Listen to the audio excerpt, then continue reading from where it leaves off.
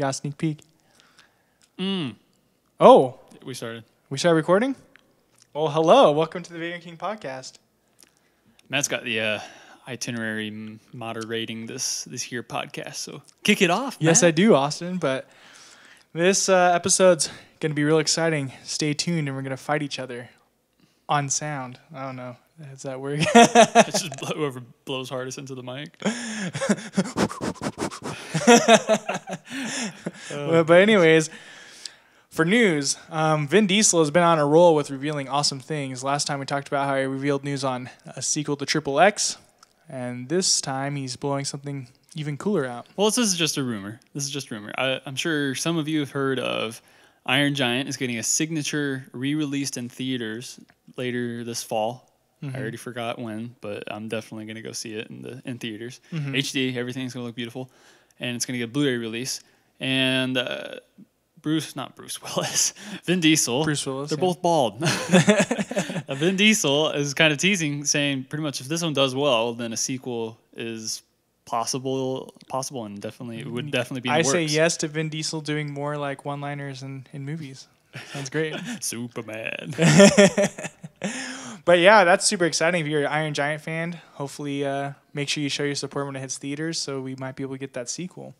In other news, we also have, this one's kind of crazy. Netflix has lost the rights to Epic's movies. And so if you want to know what Epic's movies is, it's the Hunger Games and Transformers and such. So that kind of sucks. Yeah, they just decided not to renew it. And I think the basis is a few years ago, in 2012, they signed a deal with Disney. Okay. And that deal kicks in 2016. Okay. Just a few months away. And that means Netflix is going to have rights to Star Wars, Marvel, Pixar, Disney classics.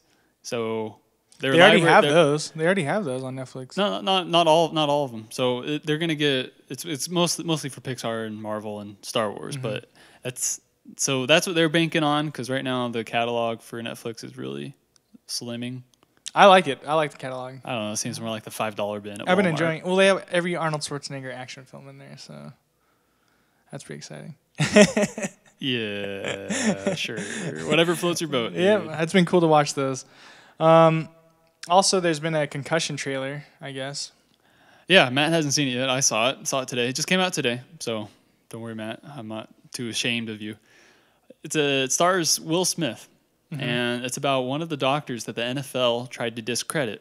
And the reason they were trying to discredit him is because he was bringing forth a whole buttload of data about concussions and how they have negatively affected a bunch of players. And so this one's totally Oscar bait movie material. But it looks excellent, and Will Smith is talking with an accent the whole time. I don't know. He's gonna okay. Try an accent. That's cool. Ended up becoming more like Schwarzenegger though, because you mentioned him. Oh no, he doesn't talk like Schwarzenegger. You have a concussion. Get to the chopper. Get to the helicopter. No, it's not like that. He's got it looks really cool. It looks like kind of like Will Smith is stepping out of his comfort zone for acting. Oh, cool. So it's nice. I think it's going to be really good. Will Smith is making a comeback to the movies. He's got Suicide Squad and this coming out, so. Concussion. Keep your eyes out for it. The crazy thing about it is that they're using a lot of the NFL symbols and team names and logos, and the NFL is not really going to sue about it, because that's just going to bring them even more negative press about a movie that's already going to bring them negative stuff about it. So the NFL is stuck in between a rock and a hard place. So if they sue, they're going to the crapper. If they don't sue, it's going to be less of a crapper, but it's still going to be a crapper. So I don't think it's going to be that bad, but it's exciting. Concussion has been pretty big for the last couple of years. It's starting to gain momentum. So. Okay. Well, I know nothing of sports. I just assumed everyone knows what a concussion is. Well, for example, if you get a concussion, if you're a wide receiver, there's one that gets a concussion like every week, then you're out for a week until you pass medical protocols, and that's. But I'm sure that could go for like rugby and stuff, any contact sport, really. Well, they don't really. It's different because of helmets. That people are kind of saying that accentuates them. So it's a huge controversy, and the movie's going to be really good. Cool. Well, I'm excited to be able to learn about bad things about the NFL. But Austin, we did get to see a new movie this week, or new to us. If all of you haven't seen this movie before, I'm going to highly recommend it. But what did you think of 2001: A Space Odyssey, Austin? Nearly all of our generation hasn't seen it, and you had a funny phone call with a Cox guy later that night. Yeah. Your internet went out, and so you tried calling him the first time. You got a robot, and then the next time you got an actual dude. Yeah. I called this guy, and I was like, hello. And he's like, hey, it's Matthew. Let me help you. And I was like, all right, well, my internet's out. And I was like, it was the night we had a giant storm. We were trying to watch it was like a movie on VidAngel, which we're not sponsored by them, but we're name dropping them. It's a cool movie site. But gosh dang it. Called them? Oh yeah, I called the dude. I got too busy thinking about VidAngel there. No, we called the dude, and he was like, oh, so what movie did you end up watching? And I was like, well, we saw 2001: A Space Odyssey. And he's like, how old are you? And I was like, 24. And he's like, it is so crazy. I'm 25. He's like, young people these days don't even appreciate that movie. That movie's awesome. Honestly, I didn't appreciate it either because, well, I do now, but I'm not. But because I thought it came out in 2001, so it used to be. I know, but this movie came out in like 1966, or what was it? 68. 68, yeah. And it's Michael Kubrick, right? Stanley Kubrick. Stanley Michael. What the heck is wrong with me? Stanley Kubrick filmed this movie, and it's amazing. Like the whole time, it was just like an art masterpiece. It's like classical music, and it's all in space, and it's all like realistic in space too. It's really cool. It was the first one to really do the realistic kind of stuff. So yeah, those screenshots are amazing. Like we watched a little thing afterwards with like George Lucas was in there talking about how it inspired him to like make Star Wars. It was pretty darn awesome because they had those long shots of space things, of space stations. It was cool. So if you haven't seen 2001: Space Odyssey, remember to open the pod bay doors and to watch that movie. Yeah. I'm sorry, Austin. I cannot do that for you. Oh my goodness! But we took some notes on it, and something that came across that stood out to me. Well, one thing was the monkey costumes. Those are incredible. Yeah. And I really think that Andy Serkis, who does a lot of the motion capture stuff now, he did the motion capture for Dawn of the Planet of the Apes. And Smeagol. I really think he drew a lot of inspiration from that because it was really good. If he didn't study it for tips, then he studied it for inspiration. I think it inspired a lot of costume inspirations because those are really good. They looked really realistic. They even did like cool camera tricks where they had real monkey babies with like the people in the monkey costumes. They blended really well together. You couldn't even see it at first, and then all of a sudden, that's a baby monkey. Yeah. So it was really good, and this movie has those epic scenes. Like I honestly finally understood like the jokes in Zoolander when they're at the computer. Yeah, going, I didn't understand it either. And they're like has that song. It's like dur, dur, dur, dur, dur. Yeah. And so like I now understand that joke just from this movie because the monkeys are just slamming stuff and hitting stuff. I went on Wikipedia later to look at the movie and see what other references it's inspired, homages and parodies of it. The Zoolander one isn't mentioned. Really? Yeah. So I was surprised by that because I think that's one of the funnier parodies. Well, it's just like straight up from it. Yeah. So I was surprised that wasn't in there. But something else that I found funny was the 60s idea of what the future hats would be for women.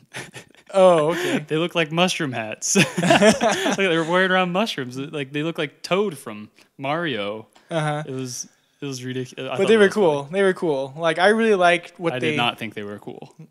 I would wear. It was very 60s. You would wear one, really? I would wear one. Really? Why not? All right, Christmas. But Christmas gift. It was very 60s vibe still, but the things that he came up with, Skype, he had like Skype in the movie. Yeah, like, you mentioned he was like talking to someone, but he recorded that person separately, and he just acted like he was talking to her. Yeah, and you also mentioned the TVs and the seats. Yeah, flying up there. Yeah, it looks like in space. Apparently, it's going to be kind of like flying on an airplane. Or, well, normally, I mean, honestly, why wouldn't it be like that? Really? And so they had the TVs on the back of the seats, and this wasn't even around in the 60s, I don't think. So our TVs weren't that small, I don't believe. I don't think they had that technology yet. I think they were that small, but I just didn't. They weren't that portable at all. They were huge, bulky, like tube TVs, and so they had iPad-ish things too. It was crazy. Like it was crazy how much stuff he came up with for that. So yeah, keeping on going with technology, the ship, how it was rotating. I've been listening to the Albert Einstein biography, so I'm kind of getting into the sciencey stuff now. And so that will create like a central gravity theoretically and all that jazz. And so when you're walking, the ship is entirely just sloped the entire time. And in Ender's Game, that's what the ship is like in there as well. It's just that it's one of the first and biggest things constantly described in that book. And it's so this movie just inspires everything. Yeah, really. And everything. even it inspired a newer movie like WALL-E with the AI computer. That was stripped from. Oh yeah, definitely. Straight from even the red. Space Odyssey. Yeah, crazy. It was just crazy. It blew my mind how much was just taken from that. Yeah, and so it's a great movie. I recommend all of you to check it out. We don't want to spoil too much of it. We already said a little bit, but we've only really shared like the first 10 minutes. So yeah, there's some weird parts in there that you could definitely tell is older, but it's good. It makes you think. If you look at it like an art, like a natural art, it's really cool. You have to. Otherwise, you'll just be like, well, this is terrible or something like that. If you look it's not terrible. It's weird. It's weird. It's not normal. Not the traditional movie. There you go. That's what I'm looking for. It's not the traditional movie flow at all. Mm-hmm. So be ready and look at it. Well, Stanley Kubrick was really focused on making it visual art for you. Yeah. So. Yeah. It's eye candy. It's weird eye candy. It's beautiful. It's beautiful. I'm going to keep saying weird because it was weirding me out. I'm not saying weird in the bad way, though. Not in the weird, like, high school something insult. you've never seen before. Yeah. Yeah. Yeah. Unusual. Yeah. But it's great. I recommend all of you, if you haven't seen it yet, to watch 2001: A Space Odyssey. I think it's a pinnacle. Oh, something I was going to say about it is I have a friend that's taking a movie class where they're supposed to watch classic films that, like, change time. Mm-hmm. And her agenda was literally... It was Gone with the Wind, and I was like, oh, okay. And then the next two movies were Guardians of the Galaxy and Star Trek Into the Darkness. And I was like, why is it 2001: A Space Odyssey on this thing? Like, why are they skipping 70 years? Yeah, I was like, why are they going straight to this? They had a couple other movies that I don't remember at all. Oh, To Kill a Mockingbird, or Mocking... Yeah, To Kill a Mockingbird. To Kill a Mockingbird, and they had a couple others I haven't heard of before. But I was like... Goodness gracious, like 2001: A Space Odyssey should be on there before Guardians of the Galaxy. It should be on there before either of those sci-fi movies because both of those maybe it's just because it's the times to make like, oh, here's a modern day good movie, but I was just kind of confused. No offense to those movies are great. So yeah, I love Guardians. Yep. So anyways, check out that movie. We recommend it. Austin, I guess it's time for your bits to show up already. Austin reveals his bits every... Oh, shucks. I lost my place. Okay, there we go. I got my place back. All right, so these are my bits. So I mentioned it to you. It has something to do with Sean Connery. Okay. For everyone that doesn't know what Sean Connery is, Matt, do your best impression of Sean Connery right now. Right now, on the spot.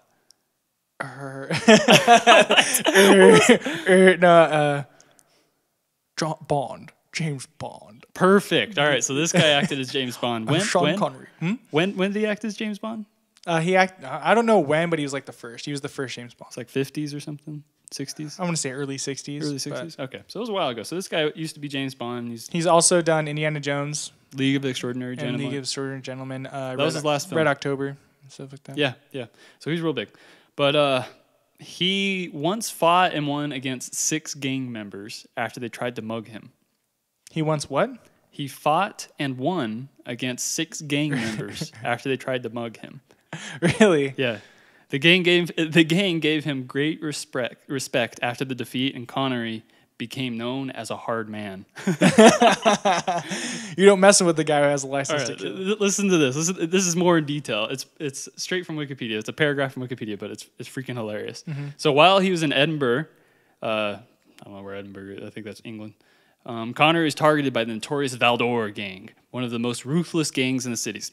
He was first approached by them in a billiard hall on Lothian Street, where he prevented them from stealing his jacket, and was later followed by 6 gang members to a 15-foot high balcony at the Palais. So he fends them off once, and then they chase him down again. And there Connery launched an attack single-handedly against the gang members, grabbing one by the throat and another by a bicep, and cracked their heads together. From then on, he was treated with great respect by the gang and gained a reputation as a hard man. That's Are ridiculous. You kidding me? That sounds like a real James Bond movie. Sounds like that's the next comment under this too. That sounds like a scene from James Bond. That's amazing. It's just freaking unbelievable. Sean Connery is the boss. I don't know of any other stories where an actor did something real life like a character they played in a movie. That's unbelievable. Bicep, neck, crack off the balcony. That's freaking cool. That's cool. That's just crazy. I'm Bond, James Bond. Get off my bishop. Okay, that's a good one. Get off my bishop. My favorite part in the James Bond movie is like throwing a rock. And he's like investigating this like space laboratory, and he throws a rock into like a lake, and it tinks like ding ding ding. Oh, and he's yeah, like, yeah. it's metal. It's beautiful. It's amazing. That's one of my favorite parts. So that's Austin's bits. It's my bits. You gotta love those bits. Well, Yeah, bye. are you ready to rumble, Austin? I'm ready to lose. Are Honestly. you ready? Yeah, I don't have much hope. I don't think so. We have not seen each other's screenplay, but we have both made. Remember last week we announced that Nintendo is up for people to remake their franchises or their characters into movies. So Austin and I thought it'd be awesome to challenge each other on who would make the better Nintendo franchise movie. I'm going to be honest and straight up with all you folks, and Matt, and the priest. I feel like I'm a confession box. Okay. I was busy at work, and I didn't have nearly as much time to put into this as Matt. It's okay. I warned you yesterday when you weren't working, so you had time. Yeah, I know, but You were playing Diablo 3, so. I was doing other things at the same time. I was doing homework. But no, let's begin, Austin. Start your fight. Start your. All right. We want to hear. All right, we want to hear everything. I'm So. going to lead this out. It's not going to be nearly as good. All right, here we go. First, I'm going to name the video game brand. Okay. F-Zero. F-Zero. Captain Falcon. Captain Falcon. All right, let's hear this. So I actually didn't know almost anything about Captain Falcon's biography or story or anything about that because the last game they released was 2003, 2002, and it wasn't that great. F-Zero GX or something. And so I actually had to read a little bit about him. And it turns out Captain Falcon used to be a cop, Okay. and then he became a bounty hunter, Uh-huh. and then he became the galaxy's fastest racer. Okay. So I don't know about you, but that's just a flipping potluck of juicy movie goodness right there. A cop, an ex-cop, bounty hunter. Come on, that's a racer. That's a recipe for successful live action movie. That's pretty cool. So I don't have too much on plot though, because there's so many different ways that you can take that. I think. Uh-huh. But I do have some ideas. All right, let's So hear your don't plot. worry. Let's hear it. So reading into the Do story. we want to? Should we do my idea and then you go with your plot and then I do? Yeah, mine? yeah. All right. Let's hear your crap. So I was crap. Yep. It's very. It's not going to be good. All right. So Nintendo, we all know their products. We all know what they do. Their characters are just legendary. So I decided I'm going to go under the radar and I'm going to pick a Nintendo property from 1990 that no one knows. I thought that's what I did. How many people know F-Zero? Everybody knows Captain Falcon. Everyone knows Captain Falcon, but not everyone knows F-Zero. Everyone knows F-Zero from Captain Falcon. No. Well, mine you don't know. Honestly, when we were playing Super Smash Bros. And Captain Falcon has this special thing where he comes out with his car and runs you over. Yeah. You know what I'm talking about? Mallory had no idea. She's like, he drives? I was just, okay, yeah. Okay, So- well, I knew that, so excuse me. But I'm a nerd, so Alpha. alpha nerd. You're an alpha nerd. But my story comes from a game called Star Tropics. All right? I've never even This is heard from of it. 1990. It's a game about this guy named Mike Jones, who's a professional pitcher. And what he does is Wait, he's a professional pitcher? like a baseball pitcher. He's left-handed. There's even details here. I'm sorry, I threw with my right hand. His name is Mike Jones, and his uncle sends him a letter, says, hey, come visit me at Sea Island. And so Mike Jones goes to Sea Island, and everybody loves him and meets him, and he realizes his uncle is kidnapped. And so he has to go on an adventure, and later finds out his uncle's abducted by aliens in this video game. And so I'm making my movie about Mike Jones, and I have a cool story about it. And it's not like the regular story. So you actually have a really good plot? Dude, if you can see this paper, it's 2 pages worth of plot. Holy cats, It's 2 pages man. worth of plot. I'm gonna have to make a comeback with. I'm gonna think more about my plot, and I'm gonna reveal it on Saturday. How about that? No, we're batting right now. This is the fight. All right. Well, if I'll shorten my plot. Okay, no, I'll lose. I'm just gonna concede defeat, but I want to, Well, it depends. It's up to you guys who you like better. That's what it is. All right. Well, Or it's not up to us. whatever. We'll see. People might want to see F-Zero more. Mine's just something weird. All right. So, all right. Well, let me give my director and my loose plot then. How about that? Okay.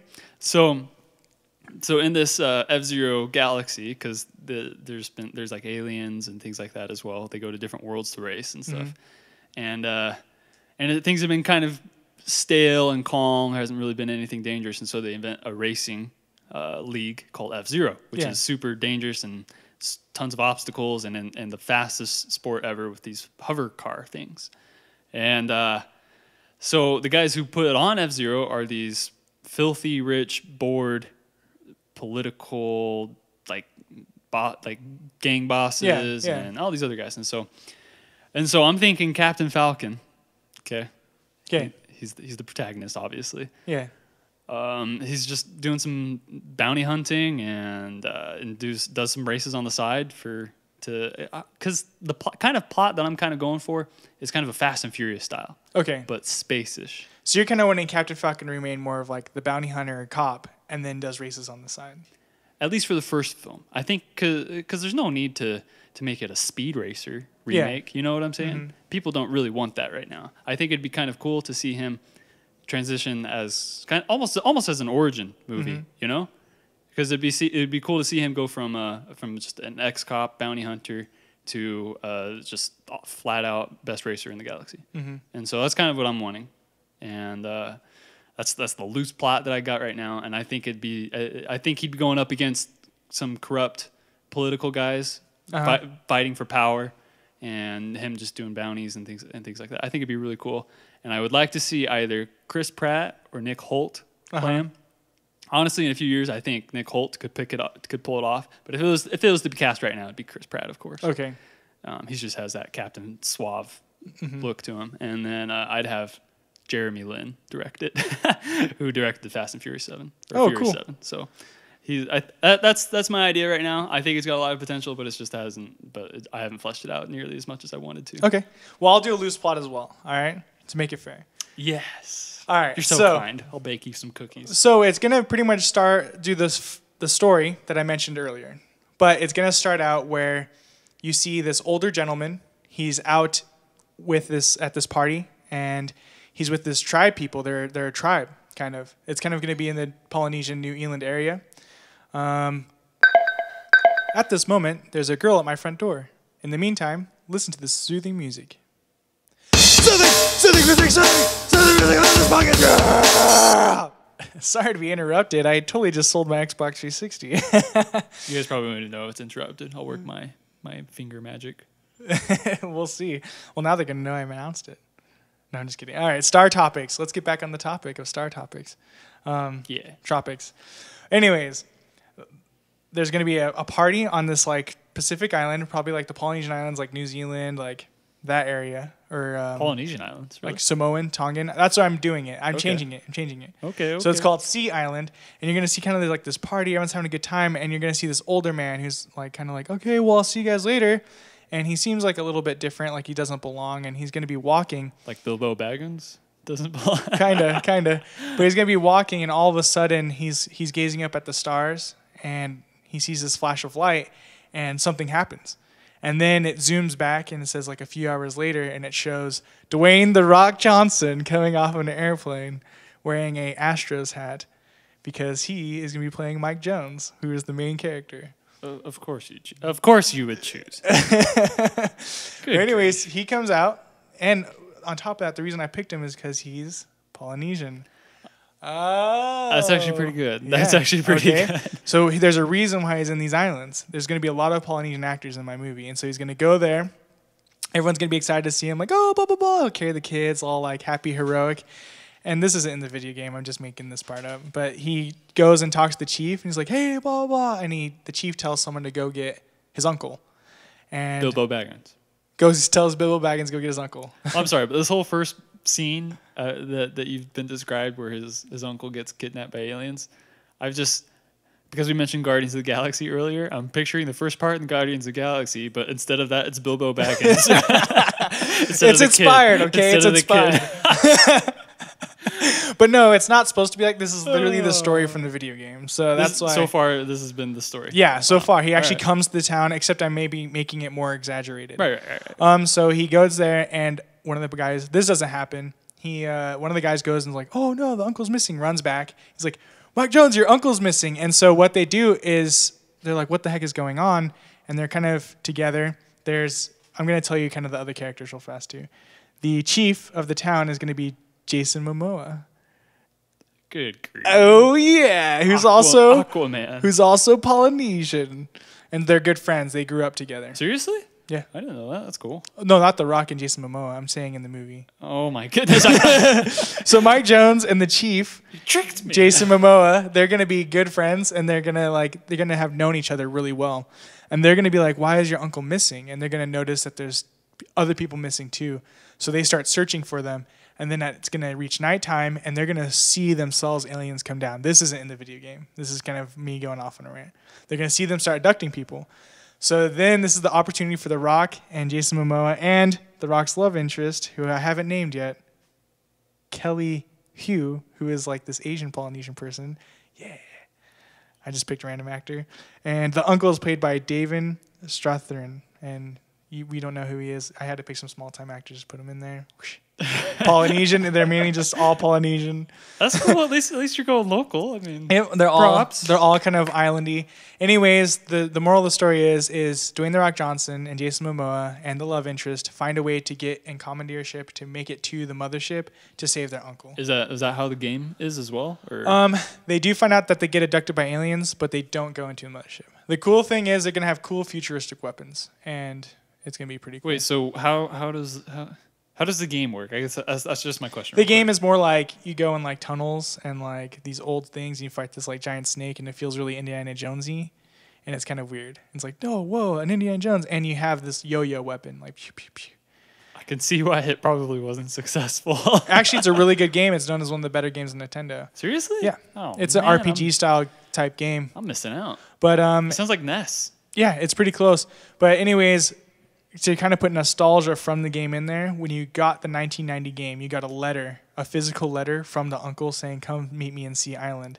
So I went The Rock coming off the airport holding the letter in his hand, kind of like just for like an Easter egg type deal. Okay. And then I also want to have a space yo-yo of some type be used as like a futuristic weapon in a scene. A space yo-yo. Kind of like they can make it futuristic and cool looking, like as a weapon. Because he's a pitcher, he can like throw it and then it can bounce back or something. Make it something along those lines. But anyways, that's the dumb part because I was trying to implement the rememberable parts of the game. Right. But you want to stay true. You want to at Yeah, least have the you want to skeleton stay like there. some nostalgia, like, oh, this is Star Topics, but I changed the race of the main character completely. So he's a white guy in the game. He's a white guy? Yeah. But I want the director to be the same one that did Guardians of the Galaxy, James Gunn, because I can see him being really true to the story and making it really good. All right. He's also the guy that wrote Scooby-Doo, which I didn't know. So I like that movie. It's pretty good. He's really good at storytelling. So I think it'd be a good game. I think it'd be a good movie, Star Tropics. It sounds like an escape from Witch Mountain. It sounds like a really awesome space action movie starring The Rock. That's what it sounds like. I can't take it seriously. I just can't. It's gonna be a summer blockbuster, and it's meant to be freaking entertaining, stupid, and fun at the same time. So you really are going for Guardians of the Galaxy vibe right there. Or I want it to be a mixture. I want it to be like I'm putting The Rock in there, so it's gonna be cheese fest. Like I'm looking for ridiculous, like fun. Okay. But it's gonna be cool. Like it could have a sequel if James Gunn does write it and direct it. Be awesome. All right. I mean, it sounds funky to me. It sounds pretty fun. It sounds pretty cool. I'm just kidding. There's Bilbo Baggins in there, and you got The Rock. And This is you literally got story. Aquaman. This is literally a story from the thing. I just picked the actors. Trust me, The Rock and they're all Polynesian. It's like a perfect cast. It's like very true to like the island type sense. All right. Well, I think you have more energy and devotion to your plot line, but I like mine better. Well, it's not up to us. It's up to you, listeners. Who won that one? You can, of course, tell us who you think won on Twitter or Facebook at Vagrant Kings. So Come on, everyone wants a bounty hunter. would you rather see Captain Falcon, who isn't very popular, Oh, do he a is Falcon way more punch, popular. and it's going to be cheesy Fire Fist, and it's going to be dumb. He's not even going to be doing any of that. If he's not going to be doing that, it's not true to Nintendo. Okay, fine. Let's give him some fire gloves and fire shoes. Why not? See, he doesn't even know what he wants. Why not? That would be stupid. Why would you do that? So vote for me, who actually has legitimate actors and a cool story that they can mess around with. Okay. That's what I like about it, is because it's not a very well-known Nintendo product that they can mess around with. F-Zero isn't either. F-Zero is really well-known. Anyone who knows Nintendo knows F-Zero. No, not at all. Mm-hmm. That's totally one of the top that's one of the top tiers. No, it's not.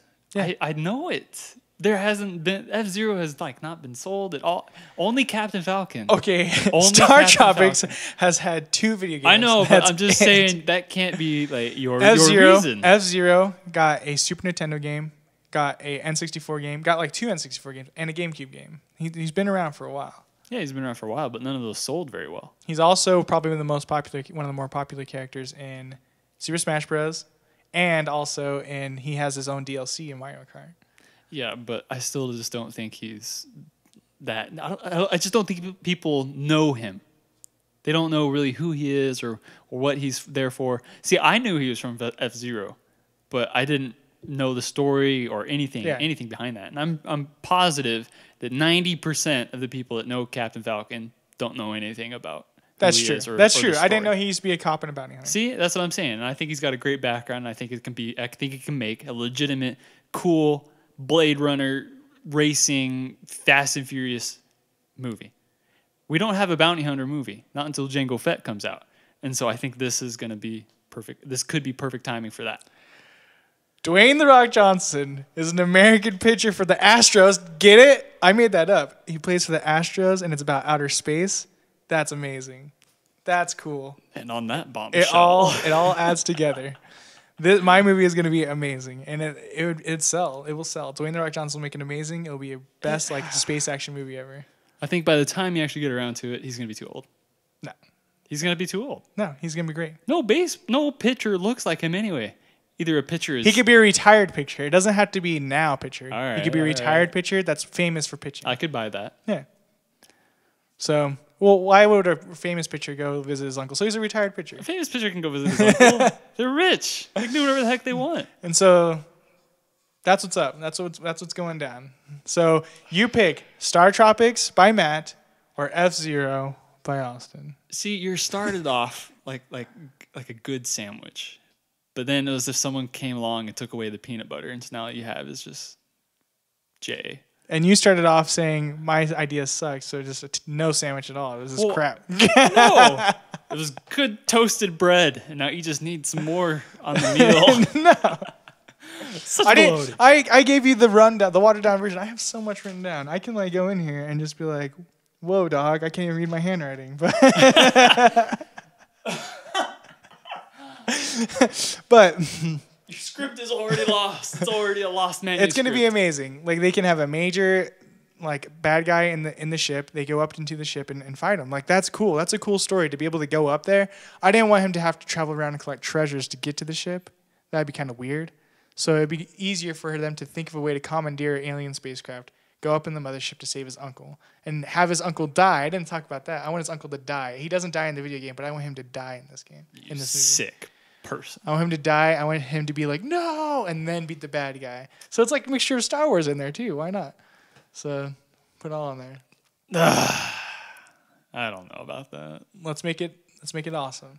I would not be on board with that movie. I say both these movies are better than the Mario movie. Yeah. Yeah, definitely.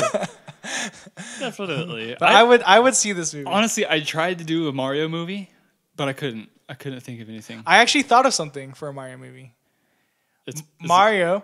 If you went with that one because that one was better than your Mario idea. Actually, I thought of something and I was like, I don't want to be mainstream because Austin might be doing a Mario movie. That's what I was thinking. That's what I thought too. I was like, oh, Matt's probably going to do Star Fox. My idea for the Mario movie, you really want to know, is Mario is a small business owner called Mario Brothers Plumbing. And it's kind of going... Wait, is this live action? Animated? This is live. It's a drama. See, I couldn't. It's a drama. You don't really see him wearing red and stuff, but it's obviously homage to the game, but it's not really the game. He's like, it's called Mario Brothers Plumbing, and his name's not Mario. He's just a worker there, and his wife divorced him, who he calls his Peach. We'll put that in there. And there's I guess, Bowser Plumbing, or we can have the guy named Bowser, and they're taking over the corporation. So his small business is failing. So it's about a guy who's trying to make his business successful against the big plumbing corporation, Bowser. So that was my trauma take on Mario, but it'd be cooler. I couldn't take it seriously. I really just don't think anyone else could either. No one could take it seriously. No one could take any of these things serious. It's from Nintendo. No, F-Zero you can take seriously. Honestly, that if I saw F-Zero, I'd be like, I'm not seeing that movie. That sounds gritty. But if I saw Star Tropics, who no one knows about, it'd be like Star Tropics, and you see a nice island picture and like stars and stuff. I would see that movie. You wouldn't see Captain Falcon standing next to a space racer. I would just think of Speed Racer. Right, I would think of Speed Racer the whole time. No, you wouldn't. Mm-hmm. There's no wheels. It's a flipping hover car, and you got like bounty hunter guns, and he's got his flaming shoes on. It all see. Look, it would be sweet. It sounds ridiculous. Lies. But it's up to you, the viewers. Nintendo movies. Which do you want to see more? F-Zero, Star Tropics. Vote for me. Vote for Austin. I'll take you to freedom.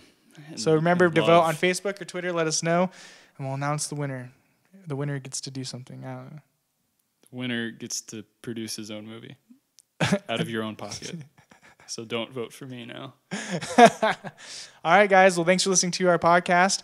Remember to tune in on Wednesday where we have some sweet more video game news coming out. So yeah, there's gonna be some good stuff. We've got some good Destiny news coming out. Oh yeah. Hey, that's coming out next week, guys. And this Wednesday. Is that next week? Yeah. Holy balls. Wow. I think it's next. No, wait. It's the week after. Because tomorrow's the 1st, so that's the 8th. Okay, week after. 2 weeks from now. Scared the bejeebers out of me. I know Mad Max comes out this week, though. So. Oh, yeah, that's right. Mad Max and then Metal Gear Solid. All right, well, guys, we'll see you Wednesday. Bye. Toodles.